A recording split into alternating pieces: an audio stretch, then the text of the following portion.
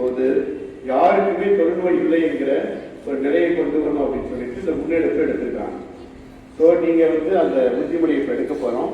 எடுத்தது மட்டுமல்லாமல் அதை யாருக்காவது வீட்லேயோ ஒரு உறவினர்களுக்கோ இது போன்ற சம்பந்தப்பட்ட நோய்கள் தான் உடனடியாக மருத்துவ சிகிச்சை பெற்று உடனடியாக அதை தீர்த்து வரலாம். கூட்டு மருந்து அப்படின்னு சொல்லி அதை கொடுத்து அதை குணப்படுத்துகிறாங்க. நிறைய சயின்ஸ் டெக்னாலஜியில் நிறைய அது நமக்கு இப்போ கண்டுபிடிச்சிருக்காங்க. விழிப்புணர்வு நிகழ்வு. தொழுநோய் மைக்கோபாக்டீரியம் லெப்ரே என்ற பாக்டீரியா கிருமியினால் காற்றின் மூலம் பரவுகிறது என்பதனை நான் அறிவேன். உணர்ச்சியற்ற தேமல், படை போன்ற அறிகுறிகள் உள்ளவர்களையோ அல்லது தொழுநோயினால் உடல் குறைபாடு உள்ளவர்களையோ குடும்பத்தில் அல்லது வீட்டின் அருகில் கண்டால் உடனடியாக அவர்களை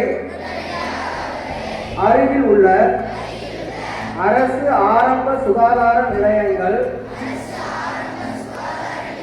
அரசு மருத்துவமனைகளுக்கு அழைத்து சென்று சிகிச்சை எடுக்க ஏற்பாடு செய்வேன். அவர்களை அன்பாகவும் எனது குடும்ப உறுப்பினர் போலவும் வேறுபாடு இல்லாமல் உரிய மரியாதையுடன் நடத்துவேன். தொழுநோய் முற்றிலும் குணமாக்கக்கூடியது.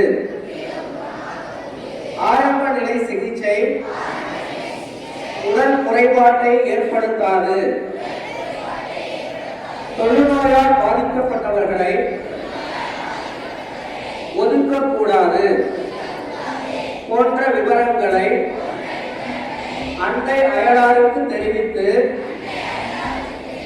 விழிப்புணர்வை ஏற்படுத்துவேன். தேசப்பிதா மகாத்மா காந்தியடிகளின் கனவை நனவாக்கும் வகையில் தொழுநோய் இல்லாத இந்தியா உருவாக அனைவருடன் இணைந்து ஒத்துழைப்பேன் என்று உளமாற உறுதி கூறுகிறேன். ஒன்றிணைவோம், தொழுநோய் விழிப்புணர்வை ஏற்படுத்துவோம், தவறான புரிதல்களை அகற்றுவோம், நோய் பாதிப்புள்ளோர் அனைவரையும் குணப்படுத்துவோம். நன்றி.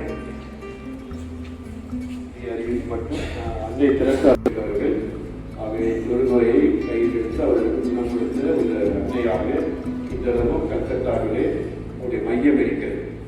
அது உங்களுக்கு உதாரணத்துக்காக சொன்னேன். ஆகவே நாம இந்த பரப்புறதுக்கு ஒரு கல்வியாக இருக்கிறாரு. அதை கண்டுபிடிப்பு கொண்டு வராமல் அதனால இப்போ சொன்னதை உறுதிப்பாட்டை எடுத்துக்கொண்டு அதை மாணவர்கள் உடனடியாக யாரையாவது நீங்கள் சந்திக்கிறீர்களால் உங்களுடைய வீடுகளில் யாராவது தொடர்ந்து தேமல் சுரண்டை இல்லாமல் இருப்பாங்க, அந்த தேமல்லாம் இருந்துச்சுன்னா உடனடியாக அதை சொல்லிட்டீங்கன்னா உடனடியாக அதுக்கு ட்ரீட்மெண்ட் கொடுக்க பார்த்துருக்காங்க. அதை செய்யலாமா?